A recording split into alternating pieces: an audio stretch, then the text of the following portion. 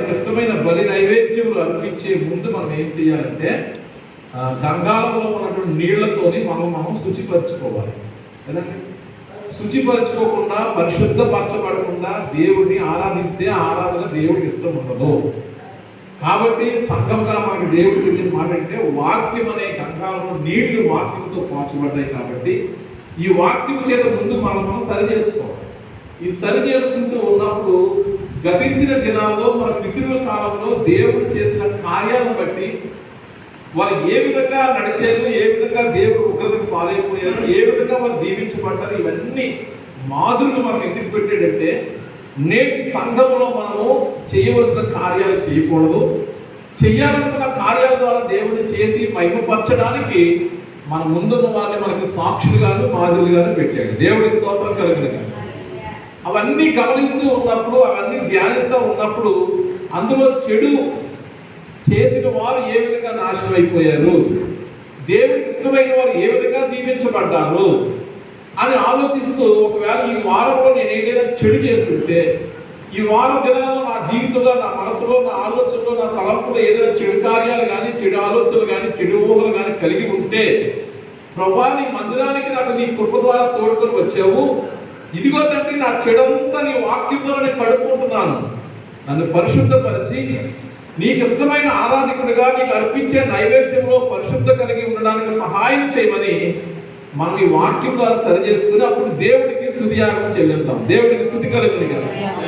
హల్లెలూయా. ప్రియమైన దేవుని బిడ్డలారా, గతించిన వారంలో ఒక మాట, చక్కని మాట తెలియజేస్తూ అన్నాడు, నీ స్వాచ్ఛమైన వారితో కూడి కొనియాడినట్లు నీ ప్రజల యందు నీకున్న దయచొప్పునను జ్ఞాపకమునకు తెచ్చుకో. దేవుడు ఆరాధించడానికి మనకి మంచి సమయాన్ని ఇవ్వడానికి ఆయన జ్ఞాపకం తెచ్చుకొని ఆయన కృప చూపాడు కాబట్టి మనం ఈ స్థలంలో ఉన్నాం. ఆయన కృపంటూ లేకపోతే మనకంటే గొప్పవాళ్ళు, ధనులైన వారు, నీతిమంతులు, విద్యావంతులు ఎంతో మంది చూడలేని దినములకు మనం వచ్చేవాళ్ళం కాదు. అలాంటివి ఈ రోజు తన స్వాస్థ్యంతో కలిసి ఆయన కొనియాడడానికి ఆయన కృపే మనకి ఇచ్చాడు. దేవుడి స్తోత్రం కలుగుతుంది.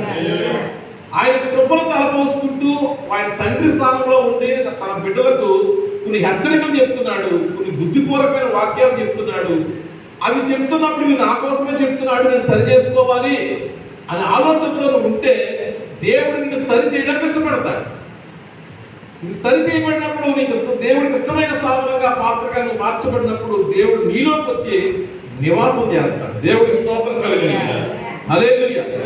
కాబట్టి వాక్యం ధ్యానిస్తూ ఉన్నప్పుడు మనం ఎన్ని కూడా గమనించుకుంటూ నాతో మాట్లాడుతున్న దేవుడిని నేను అంగీకారంగా ఉండాలి అనే ఆలోచనతో మనం మార్చుకోవడానికి ఇష్టపడాలి.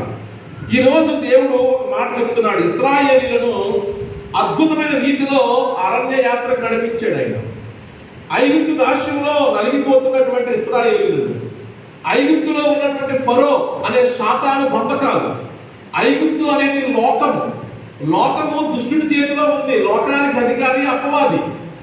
ఈ అపవాది అయినటువంటి ఆ రోజు ఫరోతో పోల్చబడ్డాడు. ఐగుప్తు లోకంతో పోల్చబడింది. ఈ లోకం అనే ఐగుప్తులో శాతాను అనే ఫరోను బంధకాల కింద ఆనాడు ఇశ్రాయేలు ప్రజలు ఏ విధంగా బంధించబడి నలిగిపోయి అలసిపోయారో, ఈ రోజు కూడా మన జీవితంలో కూడా లోకంలో ఉన్నటువంటి పరిస్థితులను అనుసరించి లోకానికి అధికారైన అపవాది చేత పీడించబడుతున్న మనలను దేవుడు తన కుమారుని యొక్క రక్తం ద్వారా మనకు విడుదలను విమోచన ఇచ్చి తన స్వరక్తం ఇచ్చి కొని సంఘముగా ఇచ్చాడు. దేవుడి స్తోత్రం కలిగింది. మనము స్వాతంత్ర్యం పొందాము. దేవుడి యొక్క కుమారుడైన యేసుక్రీస్తు రక్తంలో మనము పాప బంధకాల నుంచి, పాప దాస్యం నుండి స్వాతంత్రం పొంది ఒక ప్రత్యేకమైన జనాంగంగా, ఒక ప్రతిష్ఠించబడినటువంటి ప్రజలుగా దేవుడు మనల్ని ఎన్నుకున్నాడు. దేవుడికి స్తుతి కలుగుతుంది కాక. ఎన్నుకున్న తర్వాత మన నుంచి దేవుడు ఏం ఆశిస్తున్నాడు అంటే, మనము దేవుడి యొక్క మహిమ కొరకు దేవుడి కార్యాలను, దేవుడి ఉద్దేశాలను లోకంలో జరిగించాలి. కానీ ఆనాడు ఇశ్రాయేలు ప్రజలు ఏం చేశారు అంటే, మరలా మమ్మల్ని విడిపించిన వాడు యెహోవా కాదు, మాకు ముందు నడిచినాడికి ఒక దేవుడు కావాలి అని మోషే మీద, అహరోను మీద తిరుగుబాటు చేసి వారి కొరకు ఒక బంగారు దూడను కలిగించుకున్నారు. మోషే సినాయి పర్వతానికి వెళ్ళిపోయాడు, 40 రాత్రులు 40 పగలు ఉపవాస ప్రాంతంలో ఉన్నాడు. దేవుడి యొక్క ధర్మశాస్త్రం ఇశ్రాయేలుకు అనుగ్రహించబడడానికి దేవుడు సిద్ధంగా ధర్మశాస్త్రాన్ని ఇచ్చి మోషేని సిద్ధపరుస్తూ ఉంటే, ఈ లోపుగా కింద ఉన్న ప్రజలు ఏమయ్యారంటే అహరోను మీద తిరుగుబాటు చేసి మమ్మల్ని మేము ఆరాధించడానికి, మమ్మల్ని మేము పూజించడానికి ఒక దేవుడు కావాలి అని చెప్పి అహరోను మీద తిరగబడి అందరూ ఏం చేశారంటే ఒక బంగారు దూడను చేసుకున్నారు. దేవుడి స్తోత్రం కలుగును గాక. దేవుడికి కోపం వచ్చింది. దేవుడు కోపం వచ్చి ఆ రోజు దాదాపుగా 3000 మందిని చంపేశాడు. 3000 మందిని చంపేశాడు. ఇది కృపాయుగం. ఆ రోజు ధర్మశాస్త్ర యుగం.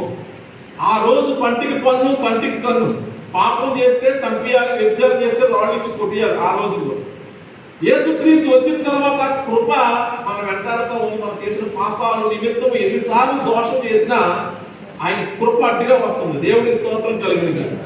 హల్లెలూయా. కాబట్టి మనం ఇంకా నిలిచిన వారుగాను నిలిచి ఉన్న వారుగా మనం ఉన్నాము. అది గమనించాలి.